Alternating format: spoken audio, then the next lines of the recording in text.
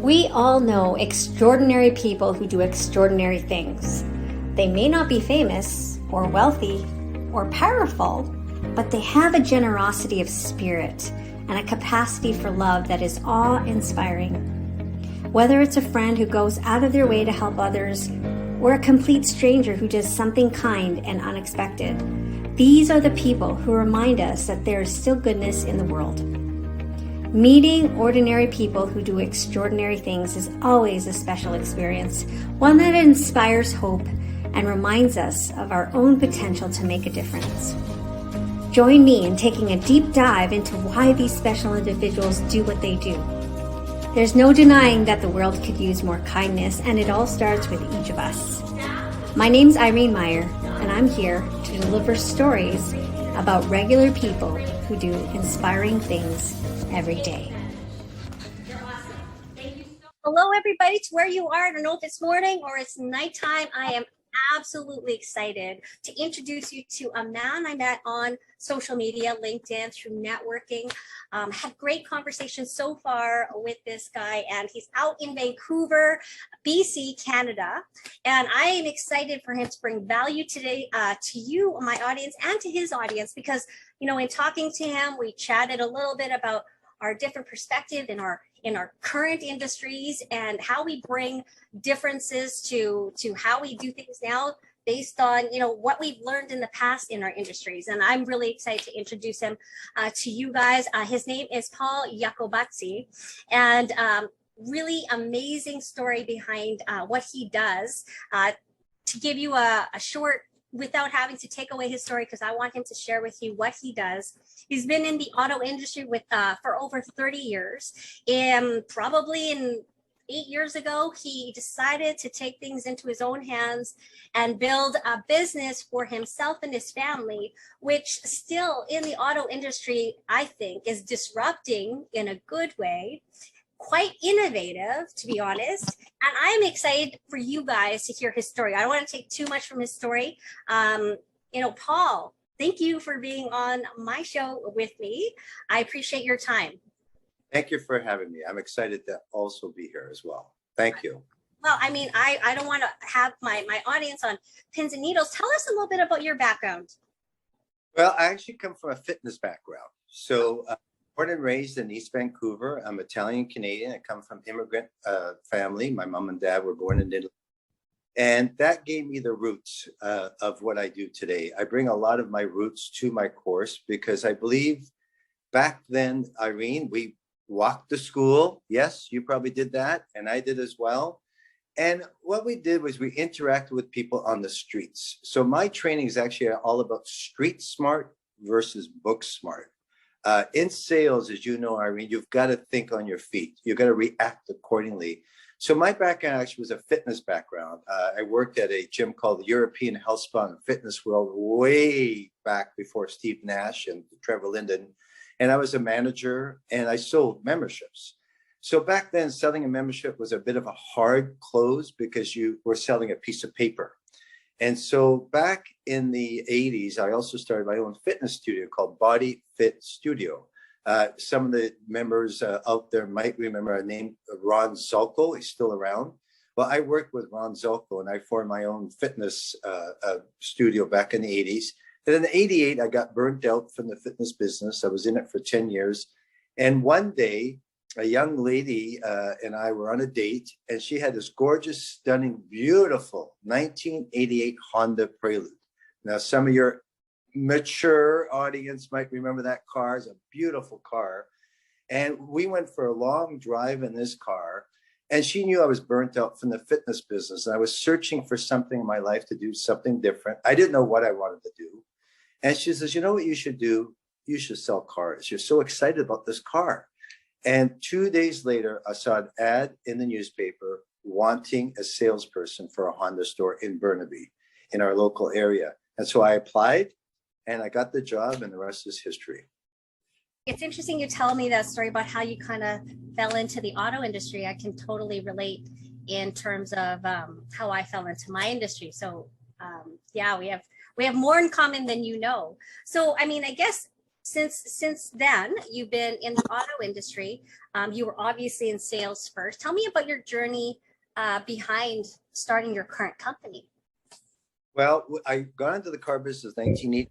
I didn't get a lot of training, Irene, back then. And I felt that the industry over the years lacked proper training, lacked proper coaching. It was sink or swim kind of an approach. A lot of corporations and companies spend a lot of time and energy in training. Unfortunately, the car business is kind of a fast-paced industry. They kind of want to test the waters to see if you can do this. And back in 1988, there was no training. I don't know how I survived. I look back then because I didn't really know much about cars, but I knew a lot about people. And because of my background growing up in East Van, you know, growing up with different cultures. I grew up with an area where there was Portuguese, there's Italians, there's Croatians, there's a multi mix of people in my area. And I was always friendly to people around me. And so I knew how to deal with people. So what I did back in 2000, roughly around 2000, actually, I started this business idea where I wanted to start training people to help them get into the next level. So I became a trainer at the dealership. I worked at Vancouver Honda as a general sales manager. And then about 7 years after that, I decided to break open and just do my own business. So I started the Auto Trainer. And what we do at the Auto Trainer is simple. We train, we coach, we mentor, but we also place candidates for the auto industry. So if somebody wants to get into the auto industry, they don't know how, they would approach me, I would train them, and through my 30 years of connections, I would also get them a job. And it works because a lot of these people get off to a good start. 25% of my people are top producers. And yes, I'm proud to share with you that my 28-year-old son followed just like Papa, and at the age of 20, started selling cars, and now he's a sales manager at Destination Mazda Vancouver dealership on Boundary Road, and very successful young fellow. So I'm very proud of his career as well. Wow, I appreciate it. You can tell definitely the passion behind your voice about how, hey, you're very proud of your course there, the Auto Trainer, but also very much proud of your son. So congratulations on that. To be honest, I wanted to encourage you, and I wanted my audience to hear exactly how, I know you kind of touched upon it, but how you provide value to your clients. I'm guessing it's probably the dealerships or aspiring salespeople in the auto industry. Correct. So it's two. What I do is I work hand in hand with dealerships to provide a good service. So I do what we call in-house training. I'm sure you've done that as well, Irene. And I also provide an opportunity for people to approach me to also be trained. I'm also a recruiter. So I work hand in hand with dealerships to build a strong team. Unfortunately, in our business, I was a manager for over 20 years. We get stressed out. We have so many things going on every day. And in the auto industry, unfortunately, a lot of owners think the managers should be training. Well, we don't have time to train. We don't have energy to train. In fact, a lot of the managers in our business aren't very good at training because they don't like doing it, because it's a lot of work, and it can be stressful, especially if you hire someone and 3 days later they give you the old, oh, I broke up with my girlfriend, or I broke up with my boyfriend, and I don't want to pursue this, or it's commission sales, and I didn't think it was going to be this hard, so they quit. So it's very frustrating. So what I do is I help the dealerships find an opportunity to have people come to the dealership fully trained so that they're ready to go.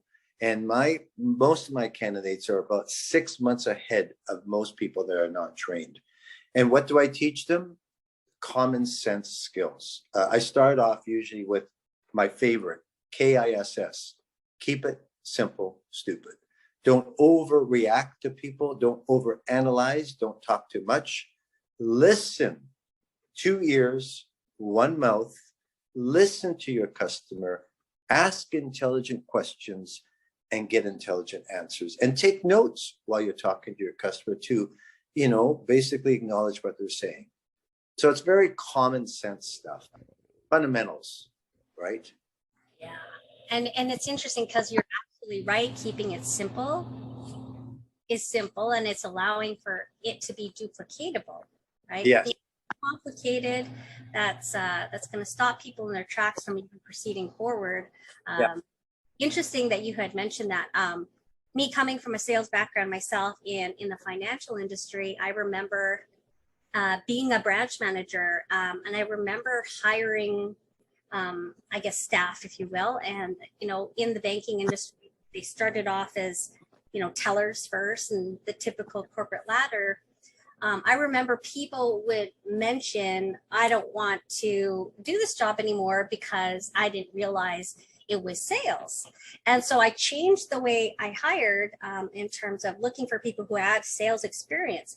But if you think about what sales is, I'm sure that I'm sure you understand being in the car industry, but sales is like you had said, look at it from a point of view of relationship building, providing value, serving others. It doesn't become something that's quote unquote sales. It becomes something that you can be passionate about. And it sounds like that's essentially what you found.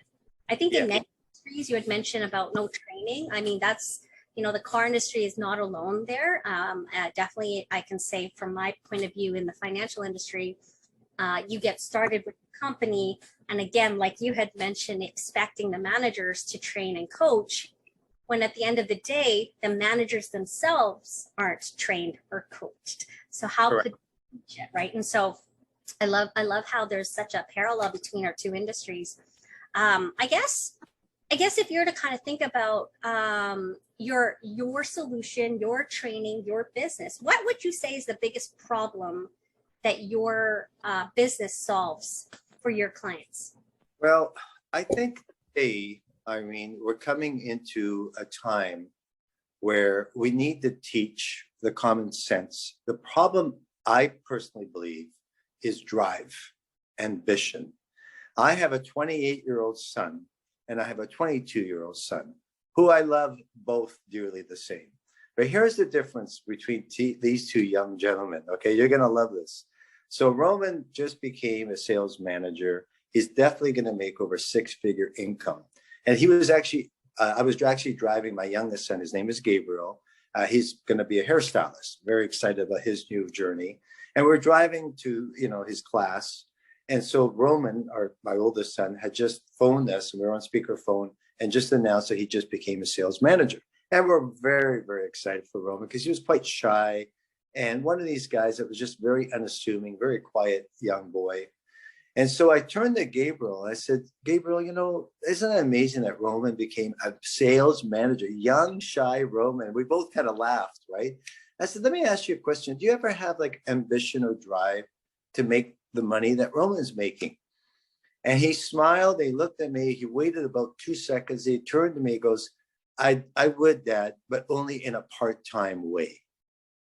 So that's kind of the mentality of a lot of people today, is they want to get to making the good income, but they don't want to put their hard work into it. And we all know, Irene, you and I started at the bottom. I washed dishes when I was in grade 10 in high school. We all had crappy little jobs, and we have to work our way up. So there's a beautiful quote I'd like to share with everybody today. One of my mentors, Joe Girard, top salesman of all time. He's in the Guinness World Book of Records. The elevator to success is no longer working. Now we have to take the stairs one step at a time. What a beautiful quote that is. And what it tells us, and what Joe is teaching us, is simple. You got to work hard. You got to put your nose down to the grindstone, and you got to earn your stripes to get to the top. And if we do that and we're consistent, then we can get there. So problem solving today is trying to teach people how to be motivated, how to stay focused. The hardest part in selling is staying motivated, because sometimes we don't want to get up in the morning and go sell something, right? We have to get that mindset going. And it's just like, I always do a lot of sports analogies. It's like hockey. Why do they practice the day of the game? Why do they do little drills half an hour before the game? Why do they skate around for 15 minutes before the game? Well, it's all about preparing yourself for the big game. So just like in sales, you have to prepare yourself mentally. When you go to work, you better get your sailing hat on. You better be prepared to smile, because it takes 14 muscles to smile, 72 to frown. Smile and welcome people just like you welcome them into your home. And you'll start off your day with a wonderful journey of, just like you said earlier, customer service. What happened to customer service today? Try calling Shaw. Try calling somebody when you're trying to get some help. Dial 1 for this, dial 2 for that, dial 3, or try to troubleshoot it on the computer.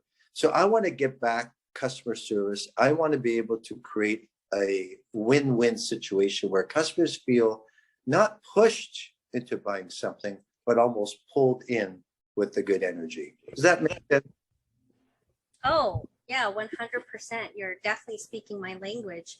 I wanted to touch upon what you had mentioned about, having the mindset, and not everyone loves everything about what they do. I can Right. say that, with experience. Like I love the way I impact people, and I think you feel the same way. Yeah. But it does take work, and like you had mentioned, to get to higher levels, whether it's income or just status, right? There comes work behind that, and as long as you're willing to do the work. But you had also mentioned something interesting about having the right attitude. One of my mentors had mentioned, really what makes somebody pretty successful is their attitude and their activity behind it. Right. But behind the activity is also the intention, which comes with attitude or belief that we're intentionally trying to help people. And I think that shows just through how you speak about what you do, how proud you are of your boys. And everyone is different in terms of their levels of drive, but it doesn't make one better than the other. It's just a matter of finding the ones that are willing to kind of take it to the next level. And it sounds like you attract that to your business. You attract the people who want to get into auto sales, who want to succeed. You're obviously very good at it. I can see that you're very passionate. Coming back to the passion, you had mentioned something about, I guess the intent of training people properly. Yeah. You had mentioned, I know that when we spoken, you had talked about examples of how you've helped others getting into the auto industry and succeeding.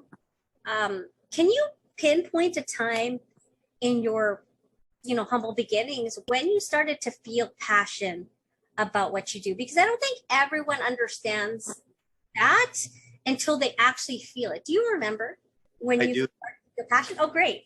That's a great story. So first of all, let me start off, because you talked about so many wonderful things I love to talk about. Let's talk about the 3 A's of success. We'll do a little training today, okay, Irene?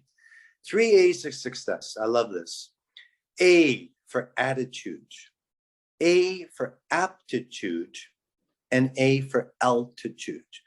So I start off my course with a thing called SMART goals. It's very important to have specific goals that are measurable and attainable. What are your goals when you start off your career? Where do you want to go, and how do you want to get there? Well, some goals are small and some goals are big. My goal was to win a TV, because there was Salesman of the Month, won a big TV and a VCR 1 month way back in 1988. And I didn't have a VCR. Some of you people don't know what that is. But back then, we all know when you watched the movie and it was, on TV, it was awful because you had to cut away the commercials, every 15 minutes. So when the VCRs came along, it was like magic. You could actually watch a movie from beginning to end without necessarily going to the movie theater. So A for attitude, and you mentioned that a couple of times, you have to have a positive attitude. Let it be felt and seen by others. Smile. Welcome people to your dealerships like you would welcome them to your home. A for aptitude. Product knowledge is so key. That's why I love to read books. How do you read an educational book? Very simple. You read it 1 chapter at a time. You don't read it like a novel, because you have to retain the information. And so when you read a book, you take it, you pick little yellow highlights through it, and then you put it away, and next day you read the next chapter, and you just retain and take a lot of notes. And of course, A for altitude. How high can you go? It's up to you. the wonderful part about being in Canada and North America is we have opportunities here that are boundless. There is no rooftop to any business. Are you guys in commission sales, Irene? Are you? There are. Yeah. So I love commission sales. I love it because it gives me an opportunity to make endless amount of money. I don't like hourly wage because it traps me. Because think about these poor people that are on an hourly wage. All they can do is make their $40 an hour, and then next year make $40.40 an hour, and you get slow increments. That eventually you get to whatever it is. But in the end, commission sales gives me the opportunity of unlimited opportunity. Not only opportunity to make more money, but obviously in terms of growth. So I look at Roman, for example, 8 years later, he's a sales manager at the age of 28, which is quite remarkable for a young 28-year-old gentleman. Now, getting back to your question, I had a young fellow take my course. His name was Hatev, and he came from a broken family. Unfortunately, his parents split up when he was quite young. And when he took my program, he was quite shy, and he didn't have a lot of confidence. He was 20 years old. He took my program. And at the end of the program, he wanted to have a little one-on-one time with the coach. He goes, "Coach, do you mind if I ask you a couple of questions after today's seminar?" I said, "Sure." So we had a little one-on-one. He says, "Do you really think that I can make it in this business? I'm only 20 and I just don't have a lot of confidence, and I'm scared to get into a business with commission." And I looked at him and I said, "Hatev, not only are you going to make it, but within 3 months with my training, if you follow my process, you'll be a top producer." And he started to get a little emotional. And he said to me, "Why do you believe in me when I'm not getting the support of my own father?"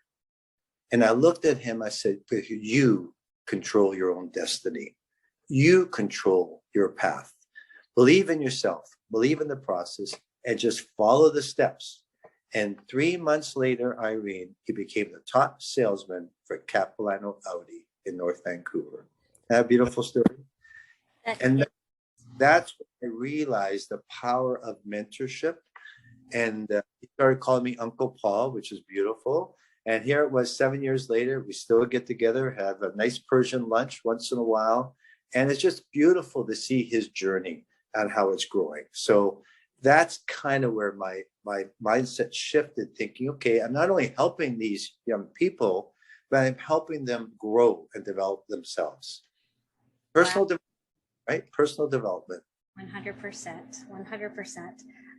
This question wasn't planned, but I would love to know what your I don't know if it's daily or weekly, but do you have a specific routine in terms of your personal development, Paul? You know, I exercise a lot. I'm 65 years old. I have been fit all my life.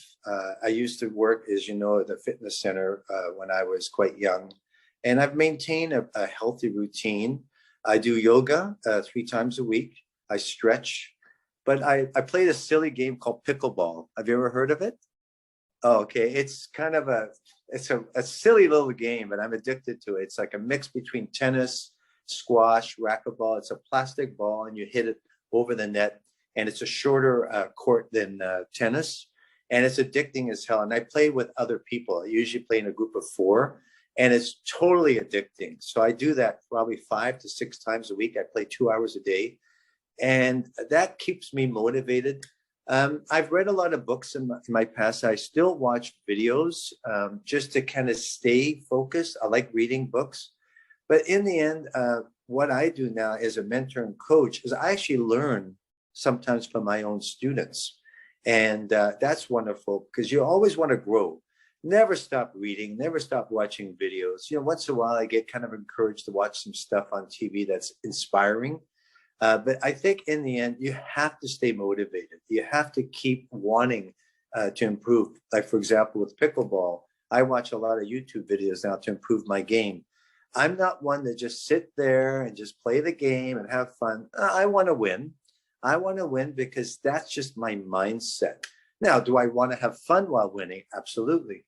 But in the end, I think when we go into sales, you want to win.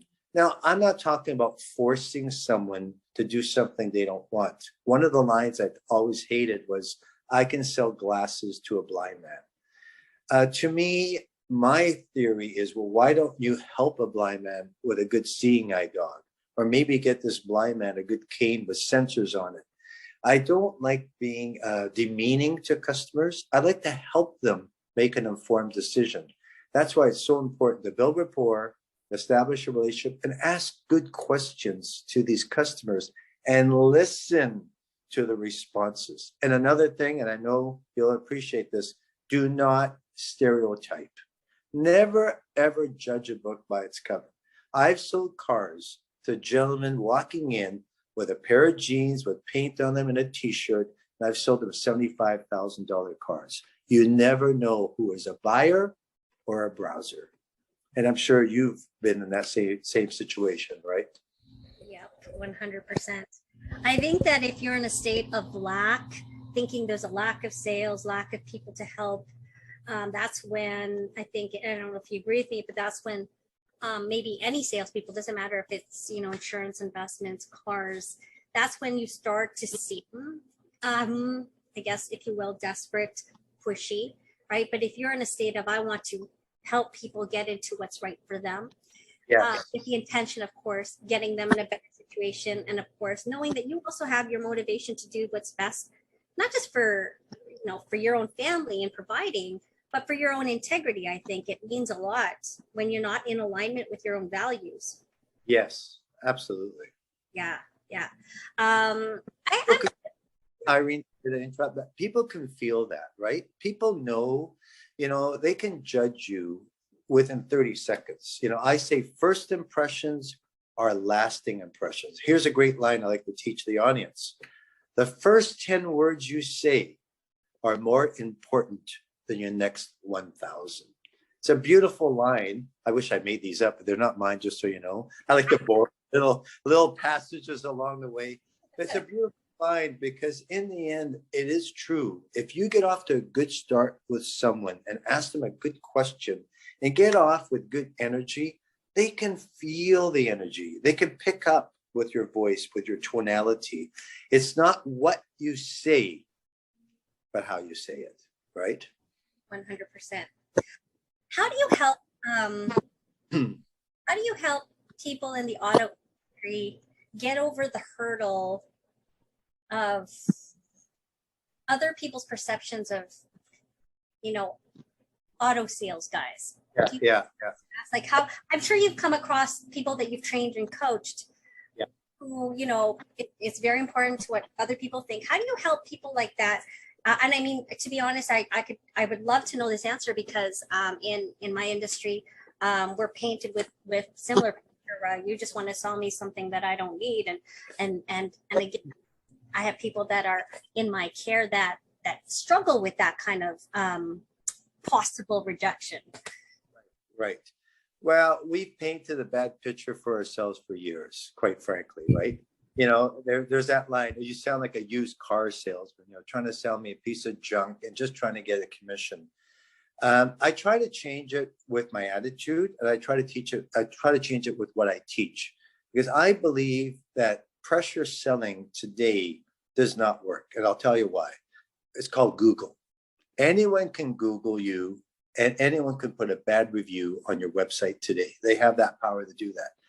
But if you have a good demeanor and a demeanor to help people, to take them away from the sale and just help them make an informed decision, like I said earlier, people can pick up that right away. It all depends on your attitude and what your mindset is. I want to sell a vehicle to a customer. Of course I do. That's my goal. That's my mission. But if I do it in a way that's respectful, I don't like to demean customers. I always try to pay attention to both people. By the way, women, Irene, make up 54% of the buying power. So pay attention, even though sometimes a woman comes in with her husband and the husband's doing all the talking because, he's the car guy and he knows all about the cars, and he's going back and forth with all the stuff that he knows because he's Googled the hell out of the car. But the woman is actually the one making the decision. And so I teach my people to always pay attention to both people, acknowledge everyone that's there, even kids, by the way. When they come in with their young kids, give them some attention as well, because they will get involved in the decision. But what I do with my course is kind of let people know that you don't have to push. In fact, I teach them to pull people toward you by just being warm, inviting, and being friendly. It's not that hard if you think about it. Selling isn't hard. All you have to do is come to work with a smile on your face and with the attitude that I'm going to help someone today rather than I'm going to sell. So here's a great line that I think you'll appreciate. No one wants to be sold a car, but they want to own a vehicle, right? Nobody wants to be sold a car, but they want to own a vehicle. So that's one of the first lines I teach is if you can help people make that decision with them to create a win-win and understand their needs and wants by writing down notes and say, oh, Irene, I understand you need an SUV because you like to go camping. Oh, by the way, I'm just curious, where do you camp? And then build a communication and some kind of rapport to get into their world. Because in the end, it's all about them. It's not about you. It's not what you want as a salesperson. It's what Irene needs. Maybe she's got a family and she likes to go hiking or skiing.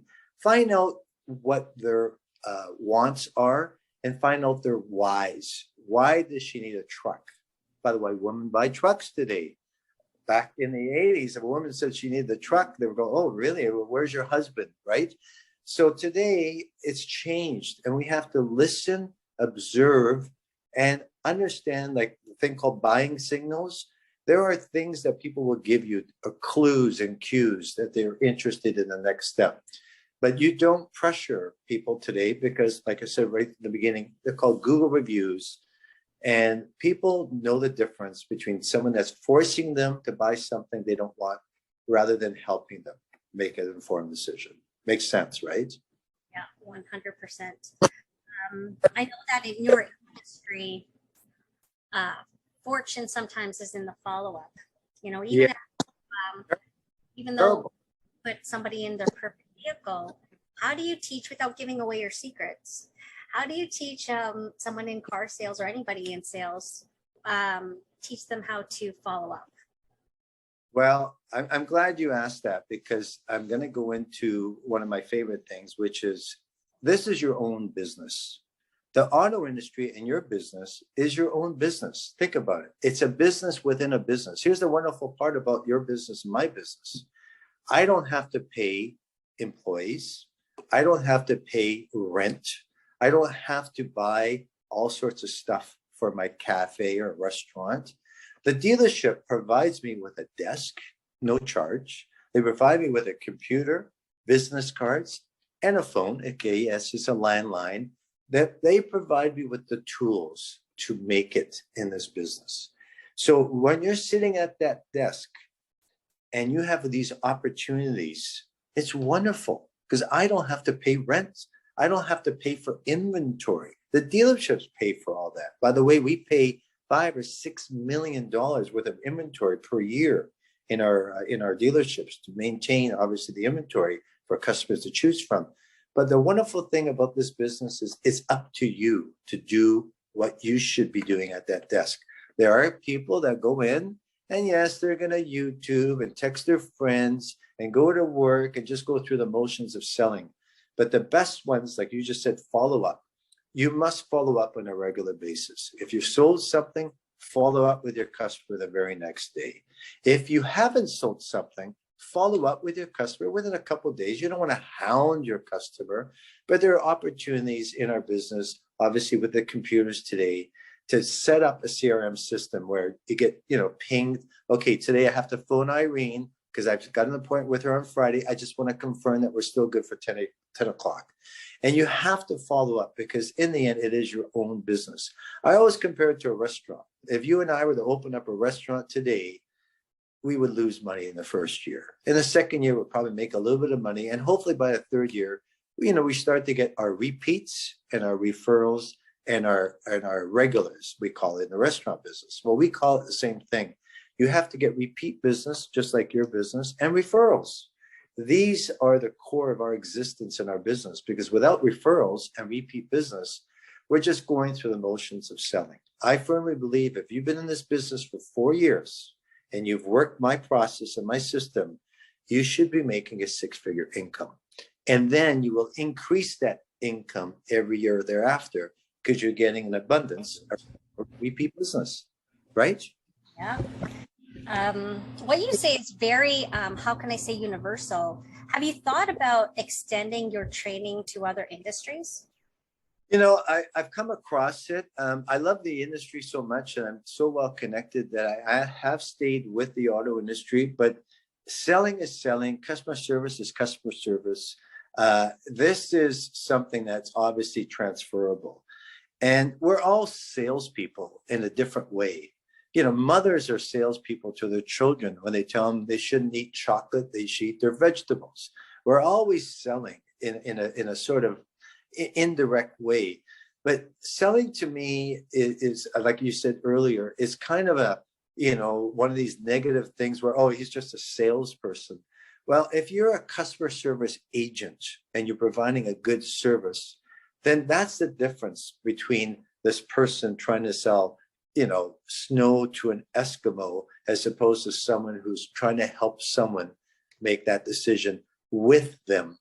So yes, I'd like to expand. I think there's an opportunity to, like I said earlier, customer service.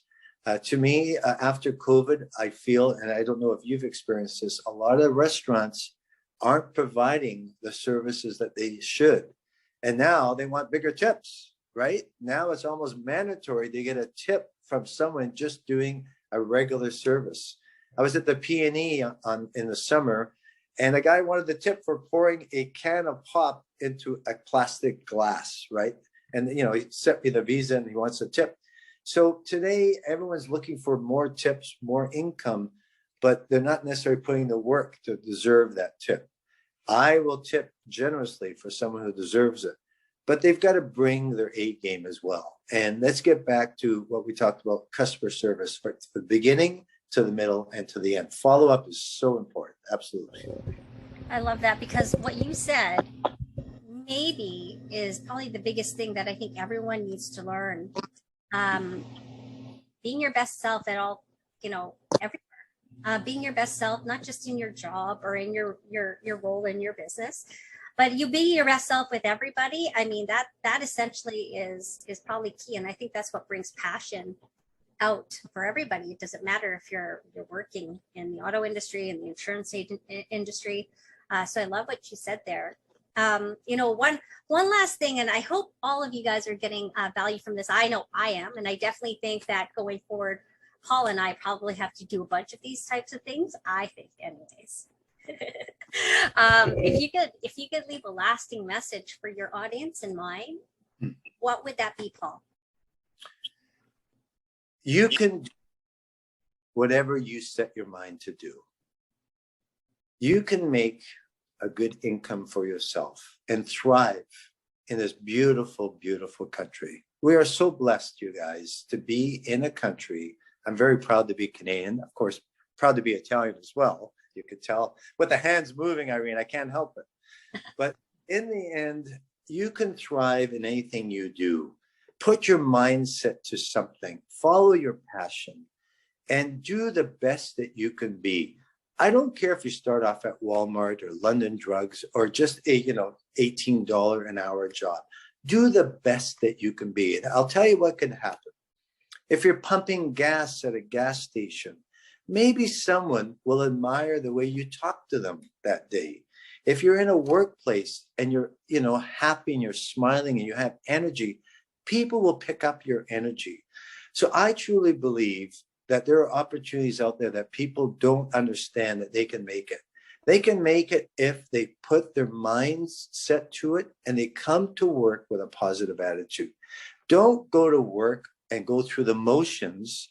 Go to work with the idea that anything and any given day can change your course. Have goals. We talked about the SMART goals earlier. What are your goals? How do you want to make a 6-figure income? Maybe it's a trip. People say, oh, I've always wanted to go to Italy. I want to go to Europe. Great. Well, how are you going to get there? Have an action plan and stick with this action plan and live by it. I know you have goals and you probably achieved a lot of your goals, Irene. It is a mindset, and stay positive. If you stay positive and you smile, like the old, what's the song? The whole world smiles with you. And go to work with one idea in mind, is that maybe you can make someone else's life better by helping them. And in the end, it's all up to you. Because today, after COVID, we all were hurt by COVID, right? I hope what we've learned from COVID is this, is I hope we've learned to smell the roses, smell the coffee, and just enjoy life, and maybe take a back seat to some of the things that we were given that we took for granted. And I hope that we can enjoy our new journeys, because we hope COVID is done. I know there's still some cases out there, unfortunately, but let's go forward with positive attitude and let it be felt and seen by others. Well, I don't know if I could leave it better than that. I appreciate you, Paul, and I really thank you for your time. I know your time is very valuable. Guys, please look, I think your website is theautotrainer.com. Correct. Thank you. Yes, it is. Please reach out to Paul. I mean, he's doing amazing things, inspired to work in the auto industry. You're learning from the best. You're learning from somebody who obviously cares about the industry, who's very passionate about the industry, but a lot of the things can be translated to whatever industry you're in. Your best self, bring your best foot forward. Be grateful. I heard be grateful, have passion.